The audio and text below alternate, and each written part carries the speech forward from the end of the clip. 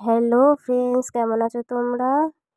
Welcome to my channel Shahabuddin Sardar XS YouTube চ্যানেলে সবাইকে অনেক অনেক ভালোবাসা। তো তোমরা রেশমের বিষয়ে কিছু জানতে চেয়েছো, রেশম কিভাবে তৈরি হয়। তো চলো আমি আজকে দেখাতে চলেছি। তো দেখো কেমন করে রেশমগুলো ওপরে রোল হচ্ছে। আমি এখন হাতে তোমাদেরকে দেখাই রেশমগুলো কতটা পাতলা। আর এই রেশম দিয়ে কিন্তু লুঙ্গি বা শাড়ি তৈরি হয়, অনেকজনা সিল্কও বলে থাকে। তো দেখতে পাচ্ছ চাকাগুলো কেমনই ঘুরছে।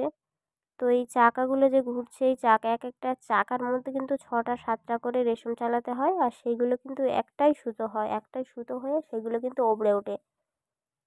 তো আমি এভাবেই দিচ্ছি, দেখো এভাবেই দিতে হয়। তো সকাল 8টা থেকে সন্ধ্যে 6টা পর্যন্ত আমাদের এই কাজগুলো চলে।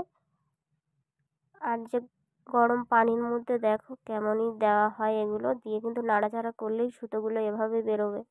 তো এইগুলো এখন মেশিনে ঢালবে, ঢালার পরে কিন্তু ভালো করে একে ছাড়িয়ে নিয়ে আমি যেরকম ঢালছিলাম ওরকম ঢালতে হবে। ঢালার পরে সুতোগুলো তো বের হয়ে ওপরে রোল হবে।